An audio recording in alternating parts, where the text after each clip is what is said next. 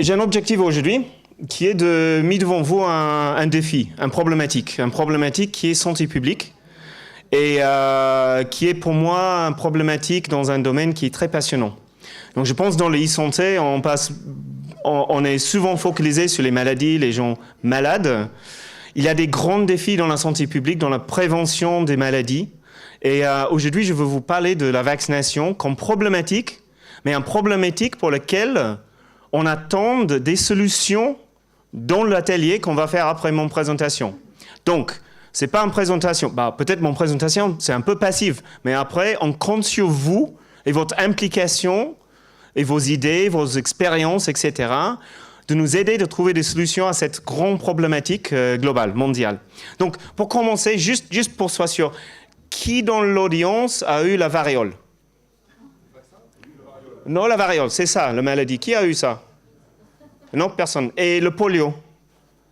Qui a eu le polio? Personne. Pourquoi? Oui, je sais. C'est un peu trop, hein, mais c'est les vaccins. C'est les vaccins, c'est vrai. Et donc, juste pour commencer à comprendre où on est, les vaccins sont en train de sauver au moins 5 vies par minute.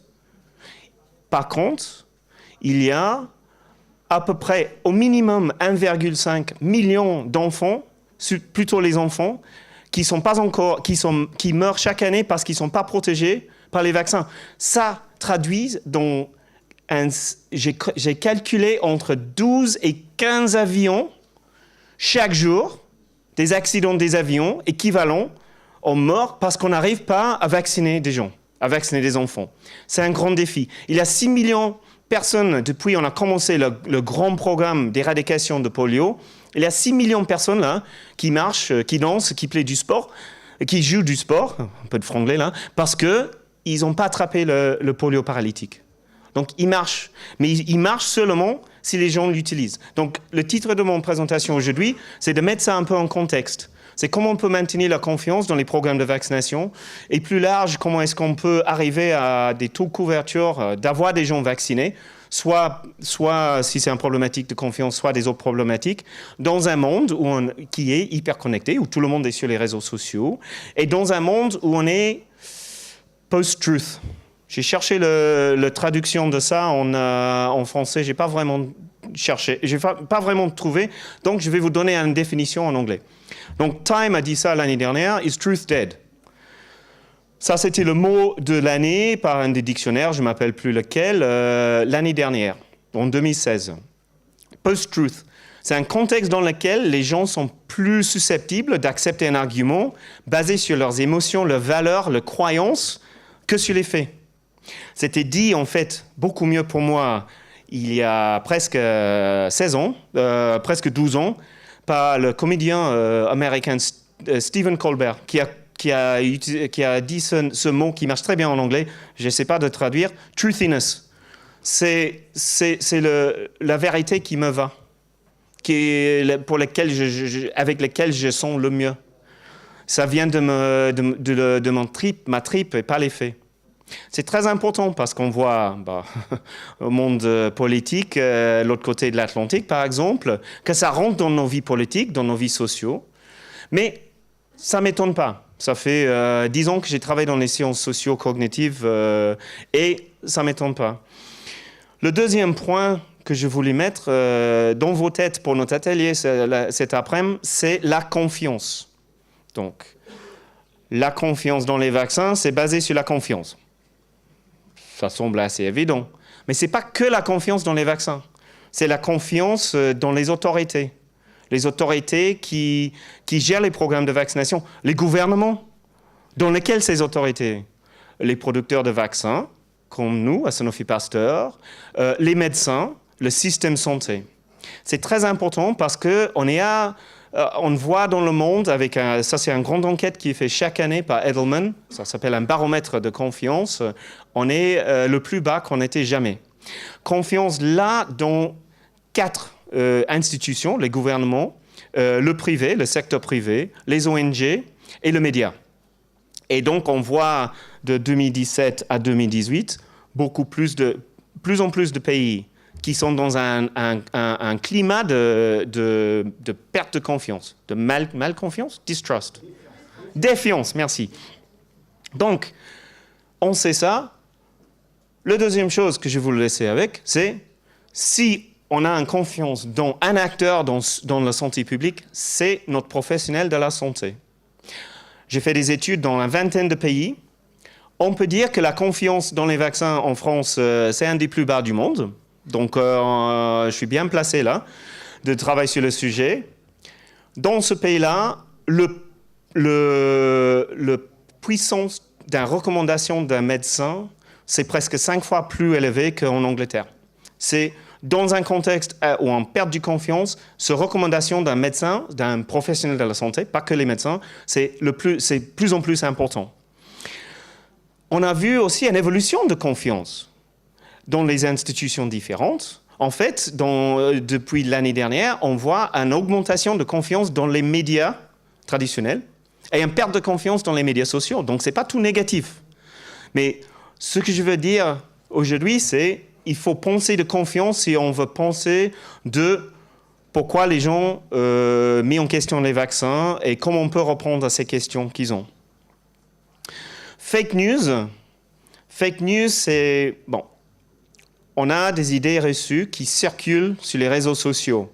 Fake news, c'est les... Comment on dit en français? Weaponized idées reçues. Okay? Ils sont faits... C'est construit, c'est fait exprès, c'est ciblé pour vraiment avoir un impact sur la perception des gens. Qu'est-ce qu'on connaît? On a de plus en plus d'études qui sortent et ça challenge un peu nos idées reçues sur le sujet. Et c'est important aussi pour nos problématiques aujourd'hui. Le premier, donc une étude aux États-Unis pendant les élections, montre que c'est un tout petit peu de régime de news pour chaque personne. C'est entre 1 et 5% sur le monde. Donc ça c'est pas... La plupart de news qu'ils voient, ce n'est pas du fake news. On sait dans une autre étude qui a été faite, ça s'était fait sur Twitter pendant 10 ans, avec 3 millions de rumeurs qui étaient suivies, énormément de gens. On sait, et peut-être c'est évident pour nous, que la vérité, il bouge moins vite et il va moins loin. OK? Ça ne nous étonne pas. Par contre, une autre étude montre que la plupart des gens, ils ne sont pas dans les echo chambers. Bon, quelqu'un peut traduire ça pour moi. On n'est pas dans un monde où on écoute seulement des choses qui sont bien cohérentes avec nos croyances et nos valeurs. On est dans un monde, dans les réseaux sociaux, quand on cherche surtout le news, où on écoute des autres choses, des autres idées aussi. Beaucoup plus que moi j'imaginais. Et la grande question pour nous, c'est cette arme fake news, est-ce qu'il marche? Est-ce qu'il tient est-ce qu'il change le comportement des gens? Est-ce qu'il change leurs attitudes?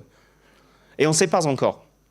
Mais on dépend sur vous de trouver des façons par lesquelles on peut mieux comprendre cette problématique. Parce qu'aujourd'hui, on veut à la fois penser de comment on peut mieux comprendre la problématique, parce qu'on ne peut pas changer un problème sans bien comprendre, et puis c'est quoi les solutions qu'on peut mettre en place. Juste un exemple de ROR en Angleterre, juste pour vous montrer qu'en fait, les idées reçues qui circulent peuvent avoir un impact sur la santé publique, peuvent avoir un impact sur les épidémies, peuvent avoir un impact sur les vies des gens. Donc ça, c'est un exemple de ROR en Angleterre, assez classique. Je peux faire la même chose en France avec des exemples, mais je n'ai pas le slide. Donc on a dans la ligne verte, c'est le taux de couverture avec le rougeole. Le rougeole, c'est le virus à peu près le plus infectieux qu'on connaît. Si quelqu'un rentre dans cette chambre, dans cette salle avec le virus et on n'était pas protégés, nous tous, une grande partie du monde aurait dû attraper. C'est un virus, on a besoin d'un très haut niveau de couverture. Quand ça baisse, on a des gens qui ne sont pas protégés, le virus trouve une façon de circuler et on a des infections et on a des épidémies. On a eu ça en orange, on a eu des épidémies en Angleterre. Ça a diffusé beaucoup plus large que l'Angleterre depuis, ça continue à tenir. Il y a 2-3 principes là que je veux qu'on vous retenez. Le premier, c'est souvent, il y a une perte de confiance avant ce type de problématique par rapport aux vaccins. En Angleterre, c'était par rapport à la crise vache folle. Les autorités n'ont pas très bien géré. On avait déjà un grand manque de perte de confiance dans le grand public. Et donc, ce n'est pas étonnant que cette rumeur a eu un peu de traction, un peu de... comment dire, traction. Ça a pris dans la population, dans les têtes des gens, parce qu'ils étaient déjà sensibilisés. C'était aussi un très bon rumeur, parce que ça parle d'une maladie pour laquelle c'est idiopathique. On ne sait pas qui est derrière cette maladie, qui est les causes. On ne comprend pas très bien. Donc, il a bien construit une rumeur et ça a bien pris dans la population et donc, c'est allé plus large. Donc, il y a quelques principes là, il faut garder en tête pour notre atelier plus tard. Un point, donc on entend souvent, oui, c'est les anti-vaccinaux qui font les idées reçues qui circulent sur les réseaux sociaux et les gens ne vaccinent pas. Dans les pays où on regarde, donc les pays plutôt en Europe, Australie, États-Unis, c'est là qu'on a les données. C'est le pourcentage de la population qui refuse les vaccins pour leurs enfants, c'est très bas, c'est 1%, peut-être 2%. Et en fait, si on regarde avec plus de détails, c'est souvent des autres raisons. La plupart des gens, ils acceptent. C'est très important. On est aussi sur comment on peut consolider cette confiance, cette norme sociale dans les vaccins. Et c'est ces gens dans le verre entre les deux, là, qui ont des questions, les hésitants. Ils peuvent en avoir des questions, mais ils peuvent se vacciner. Ils peuvent peut-être décider de faire un petit délai avec un vaccin. Ils peuvent décider de refuser un vaccin, mais faire les autres. Mais tout ça accumule dans la population, ça accumule, et ça a mis une population à risque des épidémies. Et c'est très important de garder ça en tête. La deuxième chose, et c'est un peu choquant ça, mais, donc, désolé, mais vous n'êtes pas si rationnel que vous pensez dans vos décisions. Ça m'avait pris des années d'apprendre ça et d'accepter ça. Maintenant, j'accepte que je suis moins rationnel que je pensais.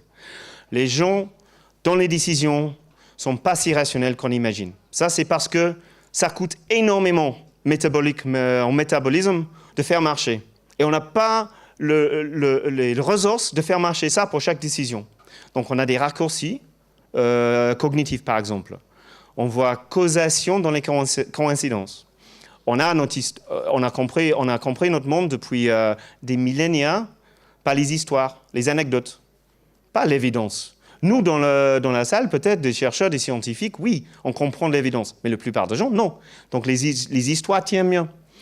Il y a une très grande influence des normes sociaux sur nous. Si on regarde ce que les autres font, ce qu'ils font et ce qu'ils pensent que nous, on doit faire. Et ça a un grand impact sur notre comportement. Et on cherche des choses qui consolident, qui sont cohérentes avec nos croyances, nos valeurs, et on ignore le reste. Ça, c'est très fort. We see what we believe rather than believing what we see. C'est un raccourci cognitif très fort. Donc, il y a un grand trou entre ce qu'on connaît et ce qu'on fait. Moi, j'aime ce terme, know-do gap, c'est assez simple. Mais dans ce domaine et dans le domaine de santé publique en général, la solution, c'est toujours, il faut qu'on éduque les gens. Il faut une éducation, il faut information. S'ils ont de l'éducation, ils vont le faire. Non. Ça fait une partie de la solution, mais ce n'est pas la solution. Il y a des autres choses qu'on doit mettre en place pour que les gens transforment leurs connaissances dans les actions, dans leur comportement. Et ça, c'est là que les sciences sociales, les sciences cognitives nous donnent les insights pour comprendre qu'est-ce qu'il faut faire. Et le dernier point que je veux faire, donc ça c'est un taxonomie qu'on a développé avec une revue de la littérature. Là, on parle d'acceptation, numéro 4, donc pourquoi les gens refusent ou pas. Mais il y a des autres raisons pour lesquelles les gens ne se vaccinent pas. Il y a accès, je ne peux pas accéder au vaccin, ou le vaccin, il ne peut pas m'accéder. Il y a abordabilité, je ne peux pas payer pour le vaccin. C'est trop cher en coût financier, mais c'est trop cher dans les autres coûts. Je dois arrêter le boulot, le travail pour une demi-journée, etc. Il y a awareness, connaissance, il faut que je sais qu'il y a un vaccin pour moi, sinon je vais rien faire. Et le cinquième, je veux mettre devant vous, parce que je pense que dans l'e-santé, ça c'est un espace dans lequel on peut vraiment jouer. C'est activation. On a joué un peu avec les mots qui commencent avec Anna. Mais c'est ce qu'il faut faire juste pour que les gens fassent. Donc, ils ne sont pas résistants, c'est juste qu'ils ne font pas. Moi, j'ai mal aux dents, et quand même, je prends un petit moment d'y aller voir ma dentiste. Si elle m'envoie un SMS, elle dit « Attends, Angus, je ne t'avais pas vu pour un petit moment là. Peut-être je suis sensibilisé d'agir, de faire quelque chose. » Donc, qu'est-ce qu'on peut faire juste pour activer les gens, pour leur aider de faire cet acte de vaccination, pour faciliter l'acte de vaccination? Deux choses qui marchent, donc j'ai déjà dit, mais je veux consolider ça. Recommandation d'un professionnel de la santé. Si mon professionnel de la santé dit « prends le vaccin », en fait, s'il même pas pose des questions, si elle dit on va se faire vacciner aujourd'hui, on sait que la plupart des gens ils vont dire « OK ». Et c'est bien, il faut faire confiance dans nos médecins. La deuxième chose, c'est confiance, confiance, confiance. Tout tourne autour de confiance, et tout ce qu'on fait doit renforcer, consolider la confiance que les gens ont, et pas éroder ça. J'ai un case study là. Je suis à combien de minutes? J'ai 3 minutes. Ah, j'ai plus. OK. J'ai un super case study. La fièvre jaune en Brésil et comment les idées reçues ont passé des réseaux sociaux différents, de WhatsApp à YouTube à Facebook. C'est très intéressant, mais on n'a pas le temps aujourd'hui parce que, bon, c'est pas grave. Donc, les points clés que je vous laisser pour l'atelier cet après-midi. Le premier, c'est que les idées reçues peuvent finir dans les épidémies. Il peut en avoir un impact sur la santé, sur la mortalité des gens. C'est la confiance qui est le plus important, mais dans ce contexte de post-truth, etc., tout ce qu'on fait, l'information, l'éducation, ne suffira pas pour changer le comportement des gens, ou pour en avoir un impact sur le comportement des gens. Qu'est-ce qu'il faut faire pour aller plus loin? Et la dernière chose, j'ai mis donc le parcours à la vaccination. C'est cette dernière slide des 5 A que j'ai montré. Dans l'atelier et dans nos réflexions, c'est très important de se mettre dans le pot de quelqu'un d'autre. C'est le pot en français, hein, ce n'est pas les chaussures. Les chaussures, c'est anglais. Donc dans le pot, pour l'anglais, pour l'australien, c'est un peu bizarre de se mettre dans le pot de quelqu'un d'autre. De se mettre dans le pot de quelqu'un d'autre, c'est quoi le parcours vers la vaccination? Je peux vous expliquer ce qu'il faut faire pour vacciner mes enfants contre la grippe en France. C'est compliqué. Donc, réfléchir, c'est quoi l'expérience des gens, des parents, des adultes, des âgés pour se faire vacciner, pour se protéger? C'est quoi les étapes clés? C'est quoi les étapes qui les amènent dans la prochaine étape? C'est quoi les étapes qui bloquent? Et dans cette analyse, j'espère que cet après-midi, avec quelques problématiques qu'on va vous présenter, que vous allez trouver des super solutions qu'on va implémenter dans plusieurs pays du monde où on a vraiment des problématiques des taux de couverture qui ne sont pas suffisants pour protéger nos populations, surtout nos populations fragiles. Merci beaucoup.